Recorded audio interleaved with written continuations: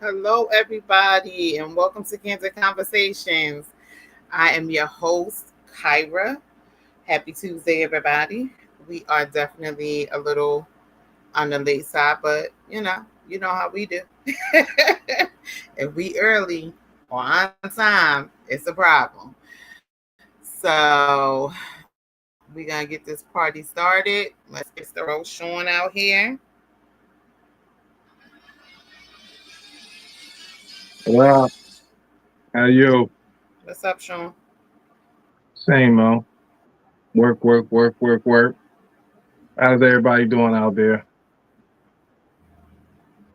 We're running a little late, but we'll be okay. We masters of being okay when we Sure will be. running late.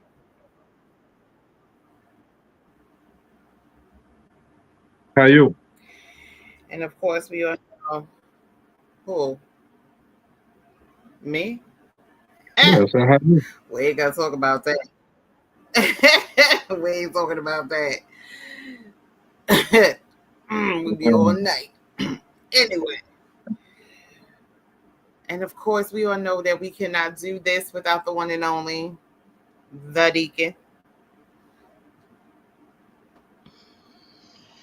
What's up, everybody? Look at Papa Big. Smile for the people, Derek.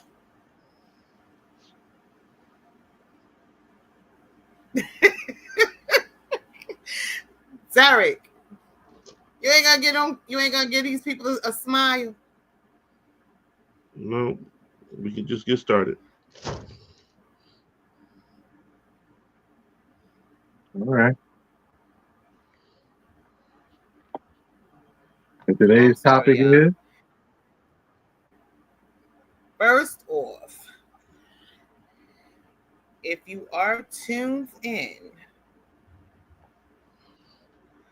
share, share, share, share, share, share, and share. We don't do enough sharing in this world. So let's share, share, share, and share alike. And don't forget to go on to our YouTube channel and like, subscribe, follow, and comment.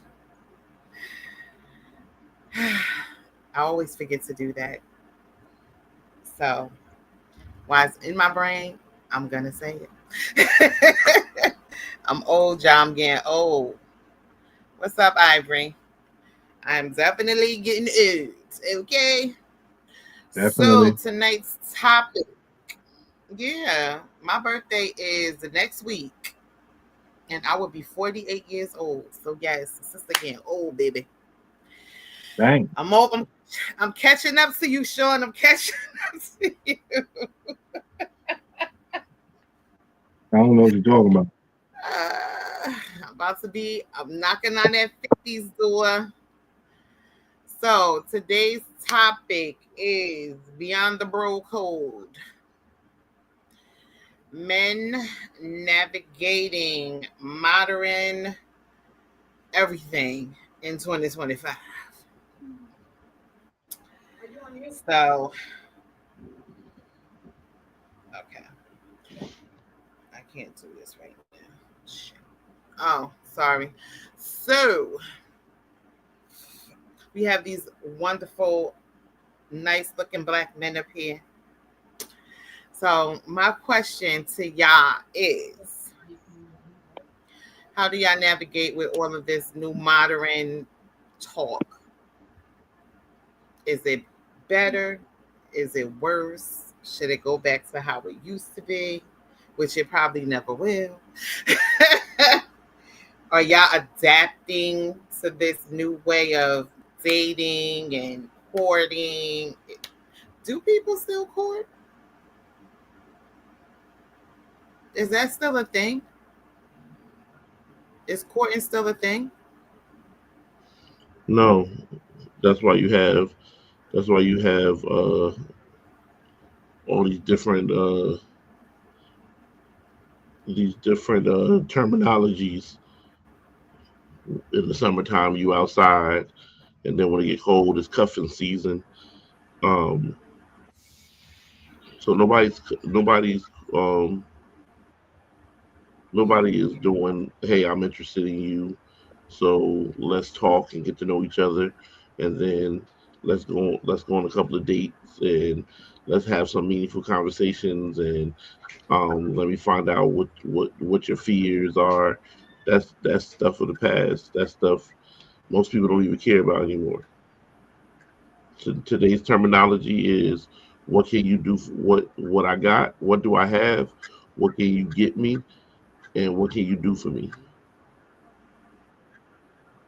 Those are three. Those are three big questions, and that's what determines if you're dateable or not.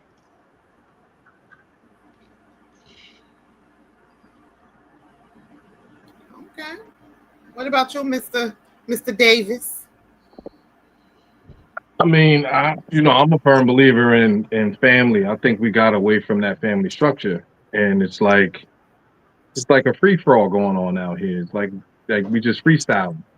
Um, we can sit and analyze this whole thing about courting,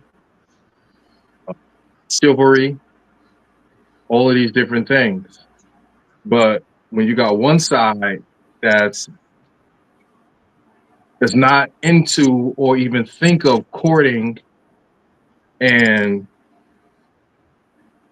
chivalry anymore, and then you got the other side that's boss babes, and I do what I want to do, and all of those different things, and then you mesh all of that together. What do you expect you know what you expect what you're going to get?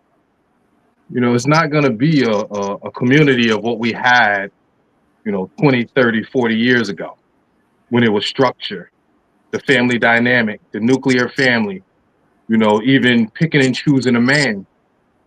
Back then, when you met a young man as a woman, as a young lady, you would bring that young man to the house to meet your father and your brothers, and you know all of that. And that way they can vet that. The vetting process would be, seeing if this young man is even valid enough to even be amongst your daughter, your family. Now everybody just doing what they want to do, and they freestyling.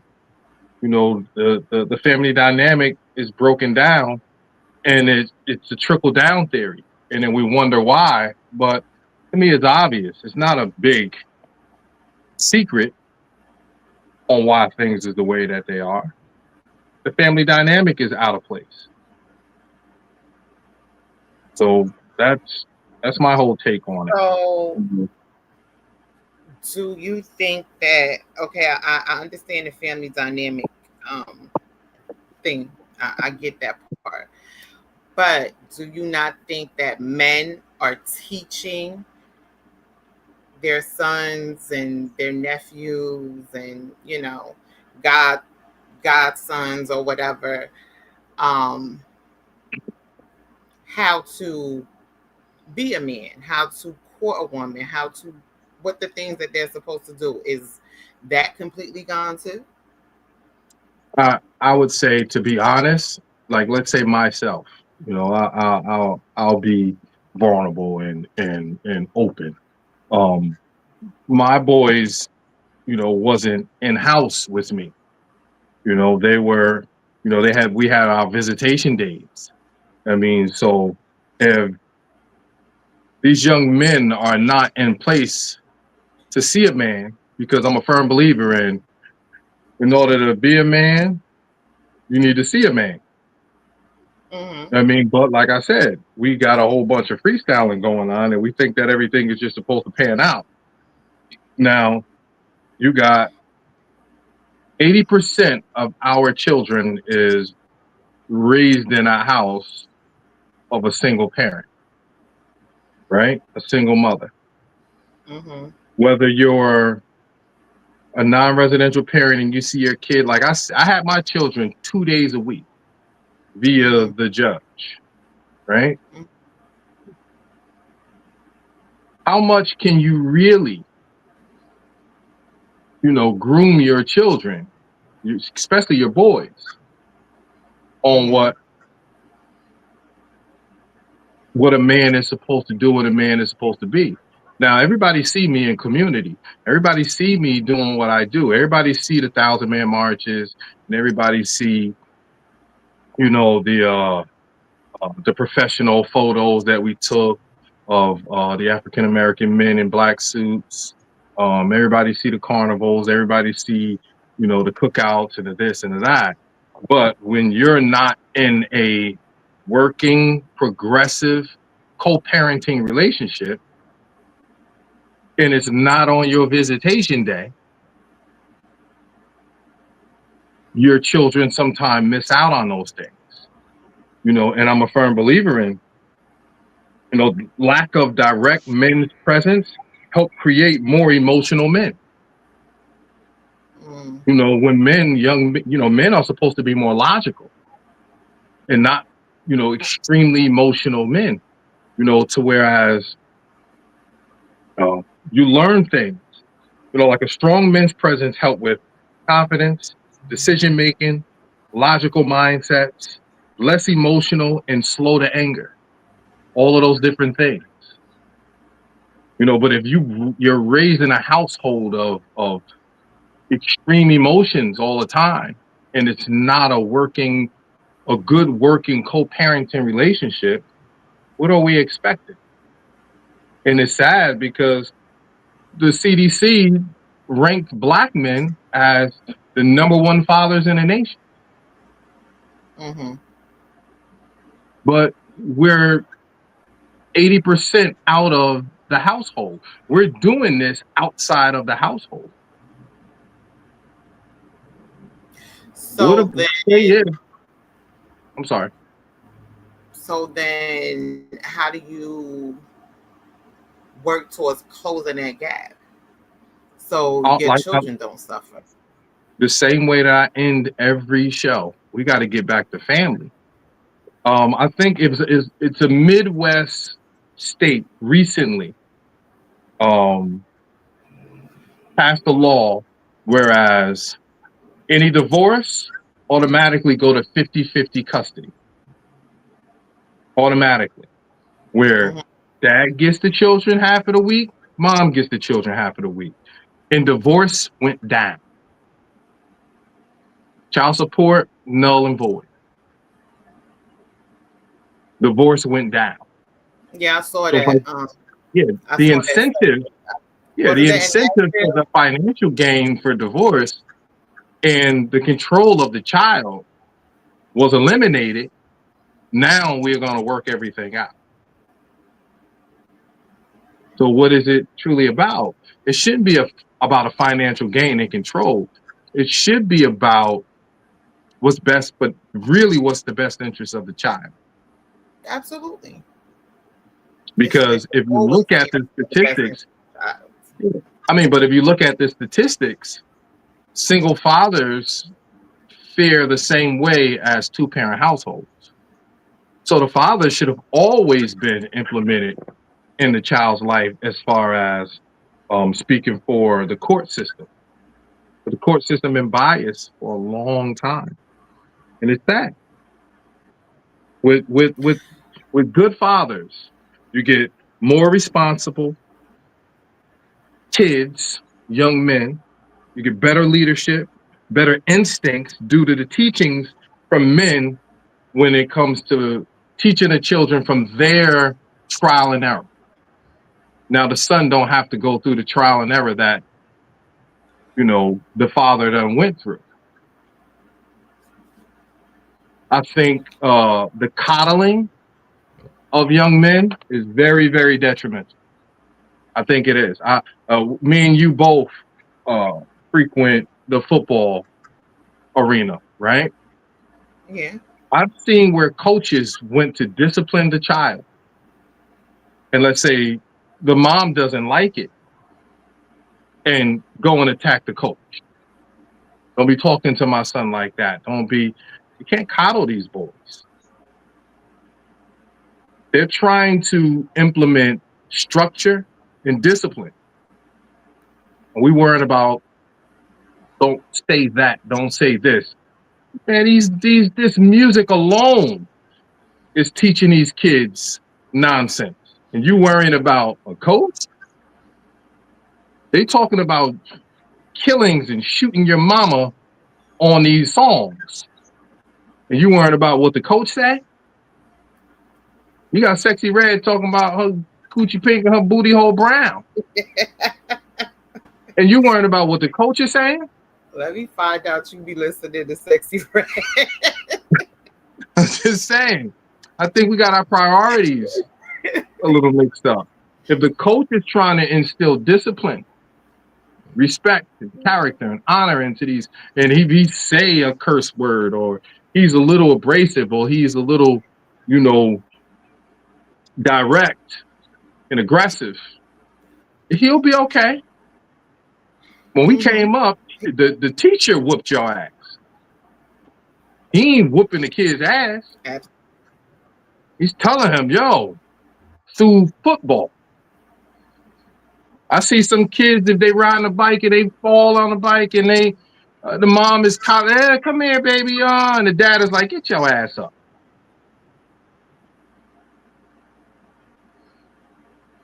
You get what I'm saying? Like, so we got to understand that, us as parents, we approach things different.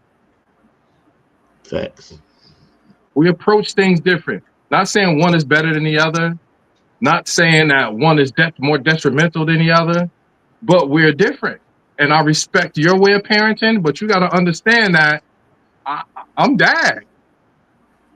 And when you say, hey, I think you guys need to sit down in there, you guys need to calm down and such and such, and dad walk in and say, sit your ass down. You ain't hear your mother talking to you? It's not saying that I want to be this monster, but dad is dad. So I think a lot of these emotional young men come from a lot of coddling. We think we're protecting them when we're not. You're not protecting that young man and I forgot the young lady name, but she said she had a conversation with her son, and her son said to her, I appreciate that you always want to fight for me, but I don't like the fact that instead of fighting for me, you didn't teach me how to deal with situations so I can handle them myself versus fighting the battle for me. Mm-hmm. And I felt that. Like, whoa. He needed that. Mm-hmm. It's a disservice at times. A lot of times. It's a disservice. And I'm not going to argue. It's a disservice. So, you have a lot Look how you smiling when you say that. What? I said, look how you smiling while you say that. Well, what's wrong with that? Well, I can hear you. Ain't nobody gonna touch my baby. You right. You absolutely right. Well, you may not be helping them. You may be crippling. I may not be helping them, but ain't nobody gonna touch my baby. That's talking about touching them, but teaching him how to fend and fight for himself. Like I tell my sons, when I walk into a room and you walk with me, you see that confidence. You see that swag. You understand when you see me walking, and I don't sit with my back to the door. Those instincts of a man. There's certain things that I do that they pick up, that they wasn't able to pick up because we were in two different households. Simple things like, walking towards the curb versus the inside, the outside. That's why I say sometimes. Like women speak on saying they have intuition. Yeah, men have a certain type of instinct. Yeah, like I said, women speak on certain type of intuition that they have. Men speak on certain type of instinct that they have. Of knowing Mm-hmm. Hey, I don't think you should be wearing that. I don't think that's a good look. And mommy go, I think it's cute. No, we ain't doing cute. She going to Central Park or she going to such and such, and it may be a little danger out there. So that's where dad come into play. And a lot of times we end up being a bad guy. Like me, I don't mind being a bad guy. You can No, ask my it's nothing wrong with being the bad guy as long as your kids are learning a lesson from whatever the situation is. but That's sometimes they don't see the lesson. They just want what they want. And that's that's all not right. true. They'll be all right. That's not true. It's not okay to be the bad guy. We choose to be the bad guy, which history has shown us the bad guy is always the one who has we have to suffer the broken relationships. We have to Yep. suffer all these different things. So we're the ones that sacrificing relationships with our children. We're sacrificing those moments, those warm and cuddly moments you could be having, but now they don't want to be with you because now because quote unquote they fear you or you're going to be the one because you are the disciplinarian. They don't want to talk to you. You sacrifice all that stuff to be the bad guy, but understand that you have to do it so you can produce the best child possible. This is But it's not correct. okay to be the bad guy because you miss out on all those moments. Yeah, this is true. This is true. But how do you miss out on the moments if you're present, if you're there? You still miss the moments. There's a difference. Well, I'm sorry. There's a difference from being there, being present, and having being able to have a moment. If your child wants to, if the mom is the what they call them, the nurturer, and the dad is the disciplinarian, the mom is going to have the one-on-one conversations. They're going to openly come to mom and sit down with mom and talk to mom about the girl that they like or the boy that they like. They're going to Mm-hmm. be the one that share the life-changing news. If they, maybe um, if they have uh, come out, they're most times going to come out and share that victory of freedom, sexual freedom, with the person who's the nurturer before they come out to the bad guy. Okay, So it's so always so the nurturer always grabs those moments. They're the ones that always receive the moments. They're the ones that don't miss out on those big things and the big conversations and all that stuff.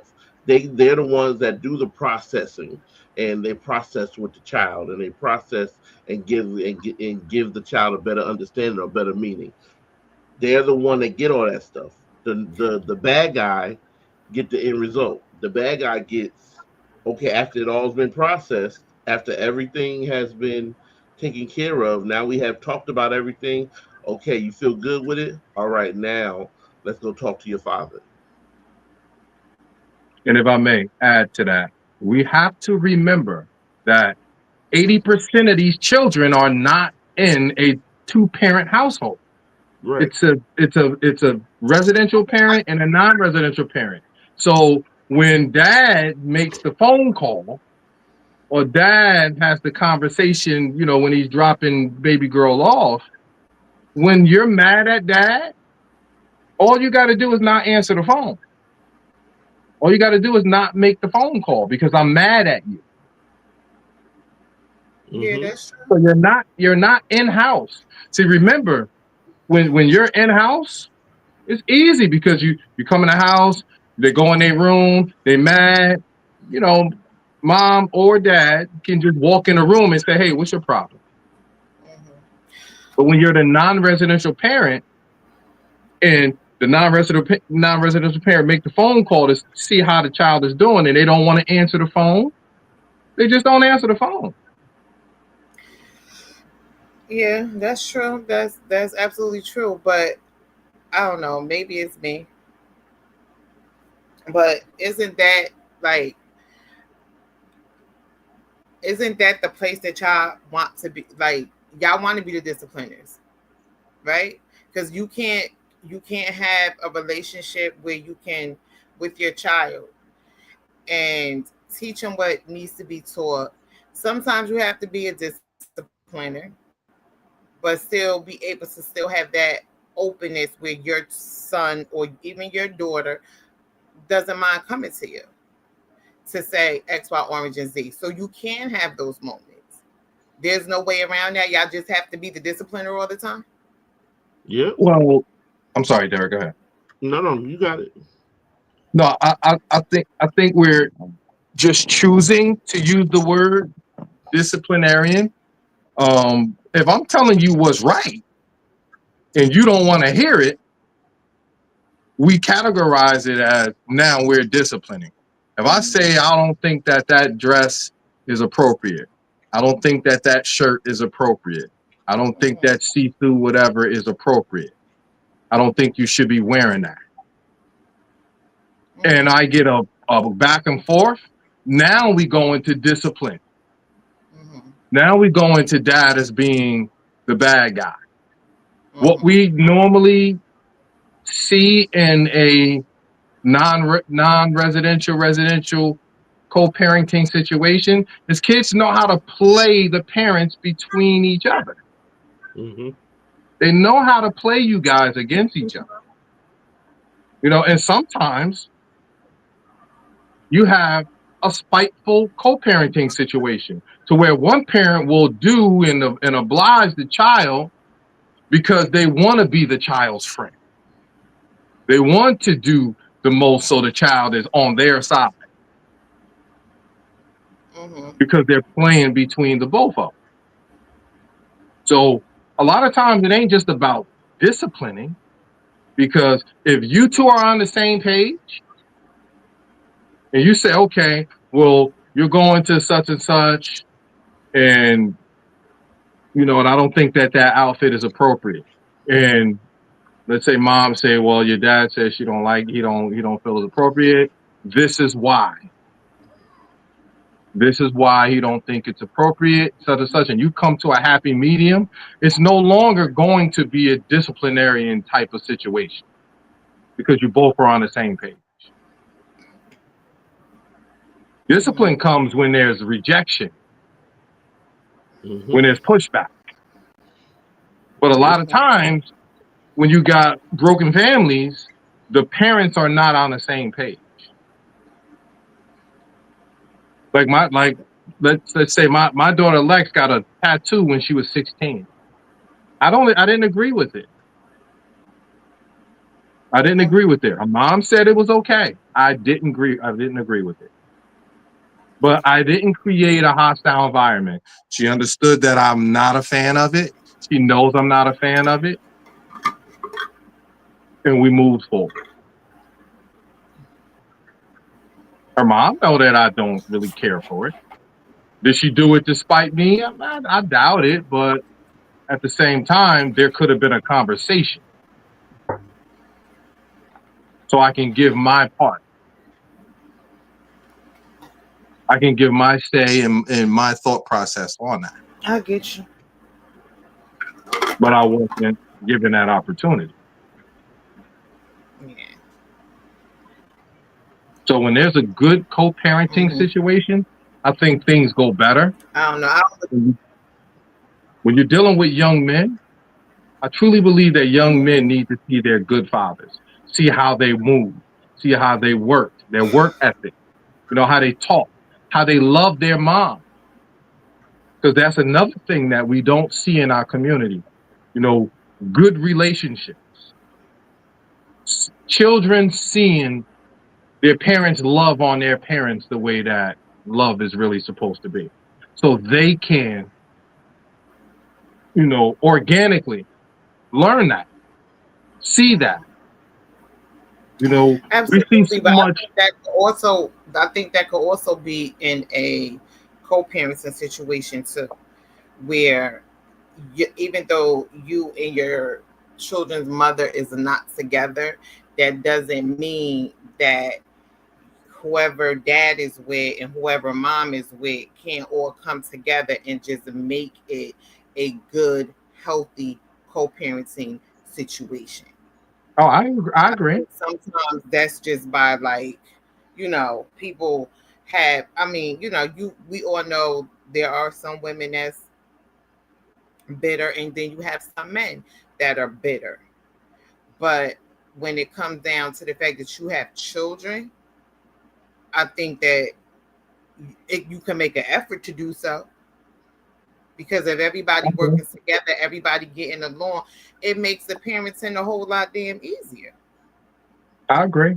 And we don't know what all of that means. You know what I mean? As far like we can't peek into these households and into these relationships to see what is actually happening. We can only give our opinion. But the one thing that we do know that divorces went from 80%, divorces went from or marriage rates went from 80% to 26%. Those ain't happy households. Mm-hmm. 80 to 26 in a 20, 30, 40-year span, that's not happy household. You know what I mean? And I've been in a court system. I've seen some very, very spiteful, nasty stuff where people just want to hurt the other person, where it ain't even had nothing to do with the children. They're just, I'm going to hurt you. I'm going to beat you. I'm going to show you, whether it's the mom or the dad. Yeah, I understand that part. And I'm not saying that don't exist, because it definitely does exist. But my thing is, like, sometimes people just need to take their personal emotional feelings about whatever happened, past, present, future, whatever, and push it to the side. But that's the whole point. That's the whole point. As young men, how do they navigate through that? Yeah, because they have to see. They have to see men navigate through it. Yeah, they have to see men and deal with men. But point is, it's so many broken homes and it's so many dysfunctional situations. How do we expect these young men to become men if we're not creating a healthy environment for them to do that? Facts. Yeah. But who creates the healthy environment? You do. Well, we all do. Yeah, I'm just saying.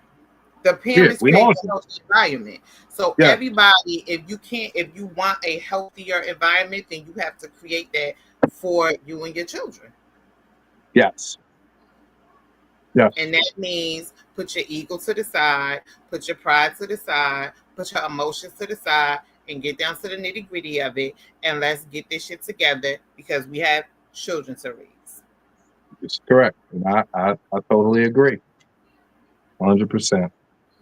Because the children is going to be the one who is damaged behind this. Of course, the men and the women, we're going to be damaged as well.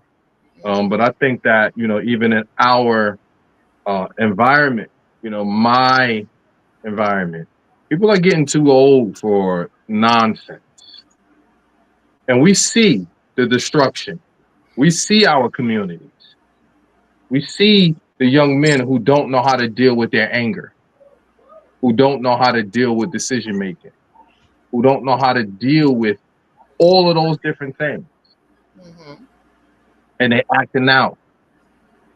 They're extremely emotional, and we all know women are more emotional, men are more logical. Our sons is being raised by their mom more than their dad. So we got to find a way to deal with this epidemic, because hopefully it don't get any worse, because it's already peeking its head out, to get even worse. And we don't need that. We need the parents to put their knives down and come together for the betterment of the children, instead of, and it's sad, because now you're getting those emotional people.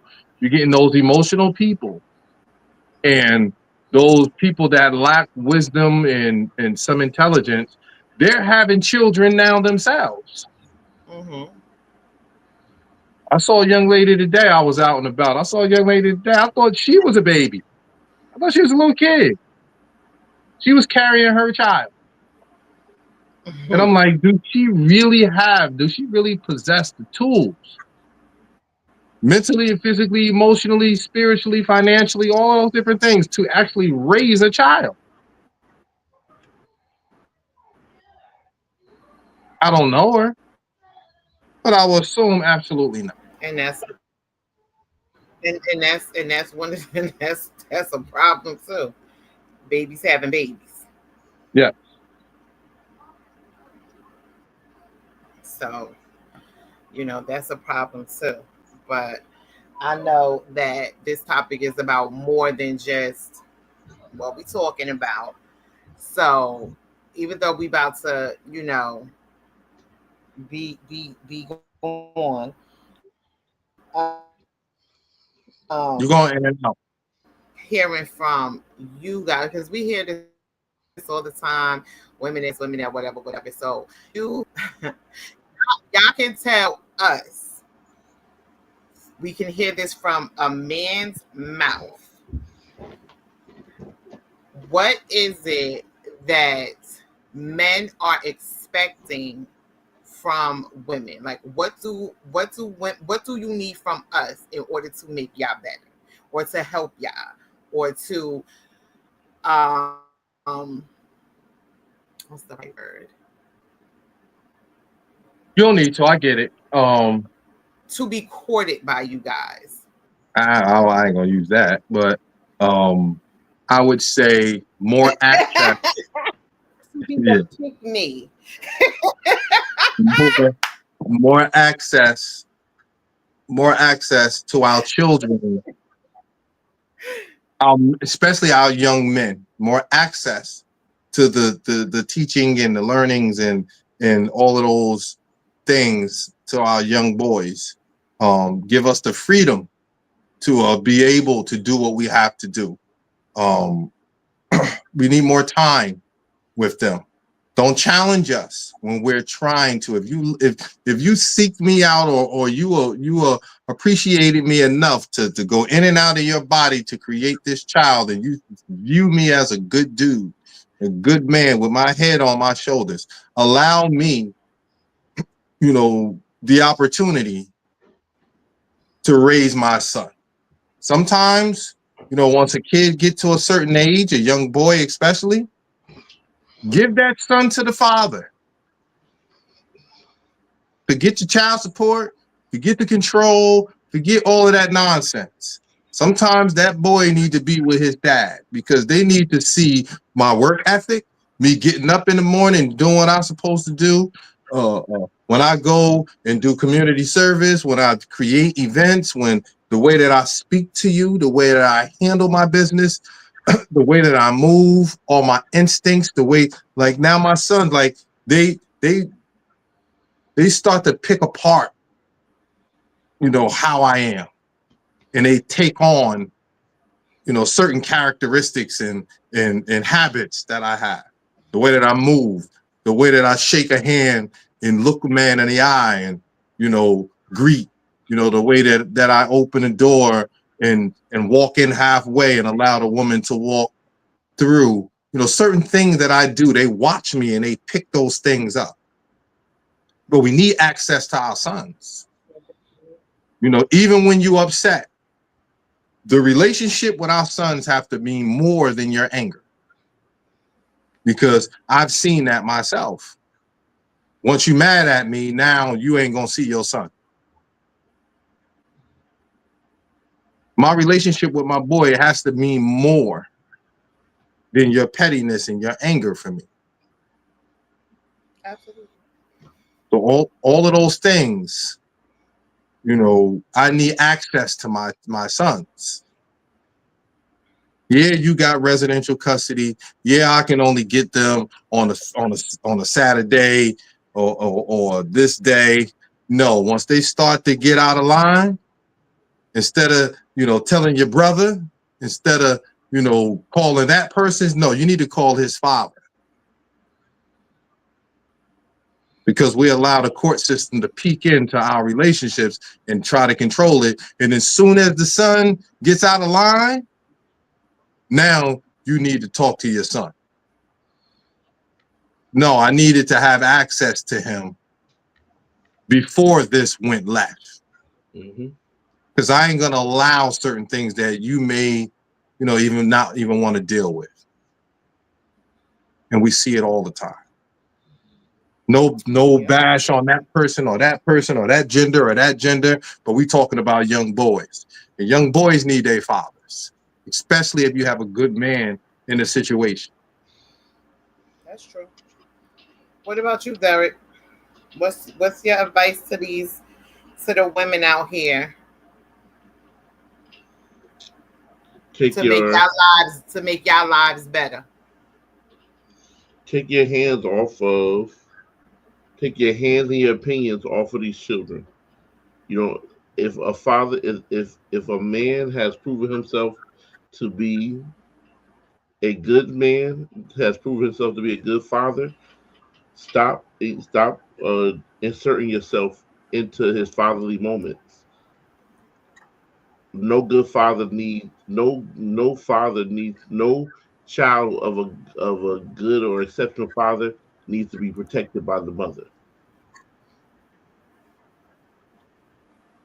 We have a lot of times when just because you just because the dad or the father doesn't talk to the child the way, especially these boys, the way you would talk to them and all the rest of the stuff, you automatically jump in.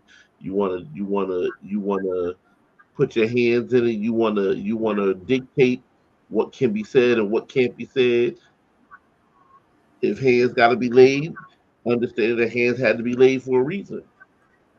Take your hands out of the situation, back up, and fathers, allow for these men to raise these men.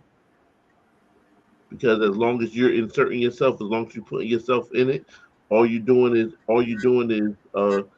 creating more dissension in a situation, and then when they turn on you, now that's when you want us to come in and lose it. That's when you want us to, oh no, because he done lost his mind talking to me like that. But if you would allow for us to instill respect when we were trying to in the younger ages, instead of you talking about don't talk to my baby like that, he wouldn't be talking to you crazy as an adult.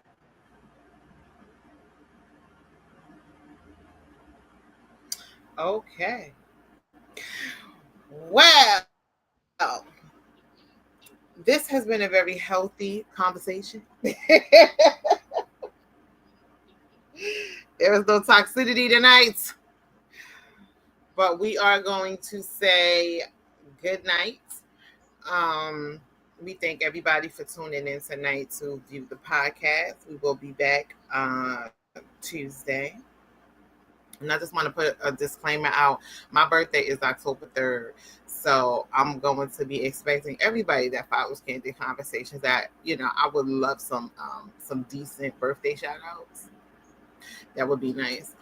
And but we'll be back next Tuesday. It's Libra season. It is what it is. But we'll be back next Tuesday, same time, same place, with another interesting conversation. But we will zip back into this conversation, into the more of the men being vulnerable and dating in 2025 in this modern world of new things that I think grown older men have adapted to, but that's just my opinion. And but we will see y'all next week, same time, same place. Hi Thomas, we missed you. Do y'all have anything that y'all want to say before we skedaddle? I ain't speaking on the dating part. I ain't speaking on the dating part because I heard that it was key in the dating pool. So I would say it's piss in the dating pool. That's what I heard somebody tell me. So I'm nervous. I'm scared of that. Like, what's going on in the dating pool in our world? I don't want no problem. But this is so fitting, as I always say, let's get back to family, 'cause we need it more than ever. Let's get back to family. Absolutely. Derek, you got any last words for us? And I'm going to say that it's officially 99 days left until 2020 in 2025. That does not mean that you run out of time. That means you still got time to make the changes that you need to make your life a better life.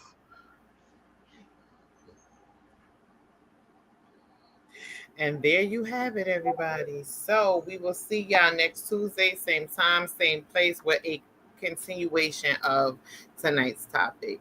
Thank y'all for tuning in, and we will check y'all next week. Love, peace, and blessings, y'all.